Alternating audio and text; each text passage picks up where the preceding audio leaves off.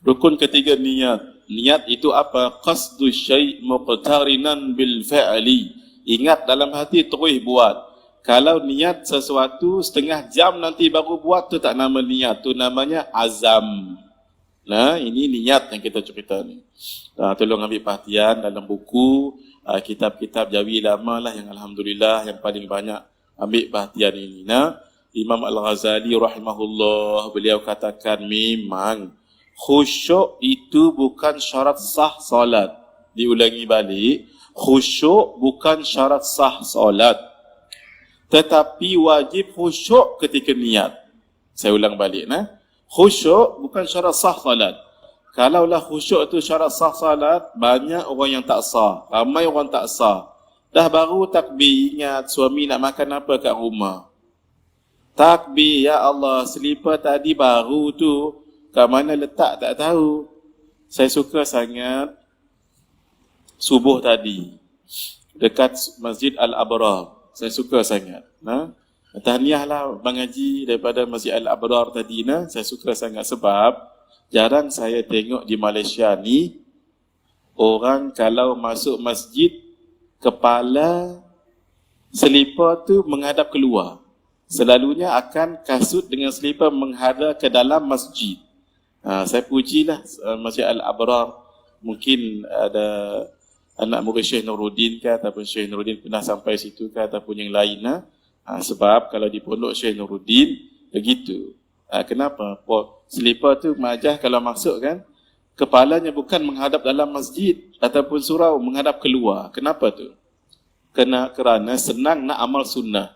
Amal sunnah Nabi pakai selipar tu, Nabi pakai sebelah kanan dulu. Dalam kitab Syama'il, kana sallallahu alaihi wa alihi wasallam yuhibbut tayamuna fi tana'ulihi wa fi tarajjulihi wa fi sya'li kullihi. Nabi suka menganan-nganankan ketika sisir rambut, sikat rambut, dan ketika pakai selipar. Sebab itu, contoh, ini masjid, ini pintu masjid. Saya kalau masuk ke masjid begini. Bila masuk masjid, saya tinggalkan kasut sebegini, bermakna muncung kasut ataupun selipar saya menghadap ke masjid kan. Yang paling bagus begini. Bila sampai ke pintu masjid, saya position diri saya macam ni. Buka selipar macam ni. Masuk buka selipar macam ni, biar putar balik masuk masjid. Jangan mengodong-godong macam ni juga. Nanti berlanggar dengan tok siap. Kena cubit telinga nanti. Gini. Habis buka. Kenapa harus sebegitu Mak Ajah? Sebab kita nak amalkan sunnah Nabi. Nabi kalau pakai kasut selipar, pakai dengan kanan. Gini Bila kita keluar masjid kan selipar saya dah menghadap macam ni. Saya akan keluar masjid, apa yang harus saya buat?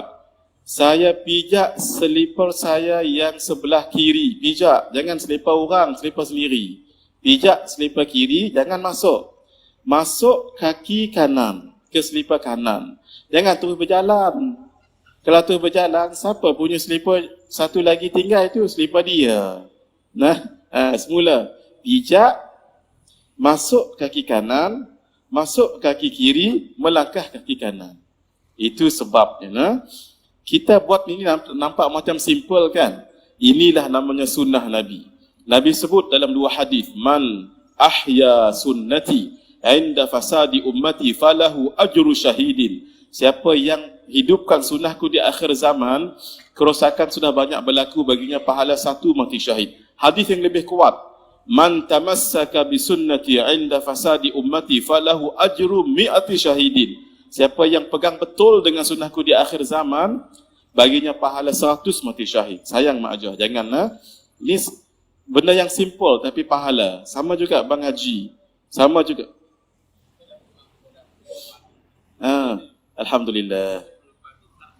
Masya Allah. Macam ini, macam Ustaz tunjuk dengan saya ni, bagus sekali. Oh dah buat. Tak lepas ke? Tak apa. Malam hari ni kan bukan ahli karya bercampur-campur kan? Alhamdulillah. Ni macam ni. Macam ni Mak Ajah ya. Saya suka sangat. Cuba budayakanlah kalau boleh nanti. Kitalah yang jadi ejen perubahan dekat masjid. Supaya apa? Supaya orang dapat amal sunnah Nabi. Kalau kita menyebabkan menjadi asbab, Ustaz, kalau kita menjadi asbab orang lain buat sunnah Nabi, kita akan dapat pahala mudah-mudah je. Man dalla ala khairin kafa'ilihi. Man dalla ala khairin kafa'ilihi. Begitu nah. Man sanna sunnatan hasanatan falahu ajruha wa wajru man amila biha min ghairi an yanqussa min ujurihim syai'. Tapi jaga, wa man sanna sunnatan sayyi'atan fa alaihi wizruha wa wizru man amila biha min ghairi an yanqussa min awzarihim syai'. Jadilah kita orang yang sebab orang lain amalkan sunnah Nabi. Nah, cincin. Ni untuk kita lelaki lah, cincin. Paling sunnah cincin pakai macam ni. Tangan kanan, jari, kelingking. Paling sunnah lagi buat macam ni. Sebab Nabi waja'ala fussahu tahtahu. Sebab ini tanda tawaduk. Muslimat jangan ikut kami ma'ajah. Ma'ajah tetap jari ni. Jangan ikut kami. Ni sunnah Nabi ni. Kalau tengok orang pakai cincin macam ni, jangan buruk sangka. Kesian tengok ustaz tu tak pandai pakai cincin. Jangan, ustaz tu dah khatam kitab Syama'il dengan syarah dia sekali. Kalau tengok orang pakai cincin sebelah kiri begini, jangan dikatakan tidak ikut sunnah. Ni ikut sunnah juga ni. Sebab dalam kitab Syama'il, Sayyidina Al-Husain, cucu Nabi, Sayyidina Al-Husain dari pusat ke bawah macam Nabi. Sayyidina Al-Hasan daripada pusat ke atas macam Nabi. Sayyidina Al-Husain pakai cincin macam ni. Ulama katakan, kalaulah beliau tidak lihat datuk beliau, mana mungkin beliau buat benda yang sama. Bermakna, Nabi pakai cincin dalam dua keadaan.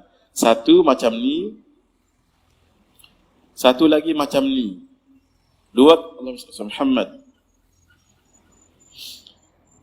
Dua keadaan. Mana satu yang betul? Dua-dua betul. Tetapi kata ulama, kerana Nabi menyebut, Nabi selalu menganan-nganankan, ada hadis mengatakan Nabi suka yang kanan, bermakna macam mana kita nak al-jama'u bainal ahadith, Nabi memakai dua-dua syarat, tetapi paling selalu Nabi pakai sebelah tangan kanan. Paling selalu. Dan Nabi ada pakai cincin di sebelah jari ini. Jari apa ni? Jari manis. Itu riwayat Abu Daud. Muslimah pakai yang begini. Kami tak. Kami lebihkan sebegini. Imam Al-Bukhari mentarjihkan Nabi pakai begini. Sebab itu saya mengaji dengan guru saya, almarhum Baba Abdul Aziz. Beliau pakai cincin begini. Beliau pakai cincin macam ni. Baba Abdul Aziz. Tapi ketika beliau mengajar Sahihul Bukhari, dia buka ni, saya tengok. Dia letak macam ni. Kenapa ni? Karena hormat kepada pengarang kitab Al-Imamul Bukhari. Walaupun sudah meninggal dunia, Imam Bukhari ambil pendapat mentarjihkan cincin begini. Tengok ulama ni. Orang dah meninggal pun lagu tu juga. Subhanallah. Amallah sunnah Nabi masing-masing. Sebab siapa yang amal sunnah Nabi, itu tanda dia cinta kepada Nabi.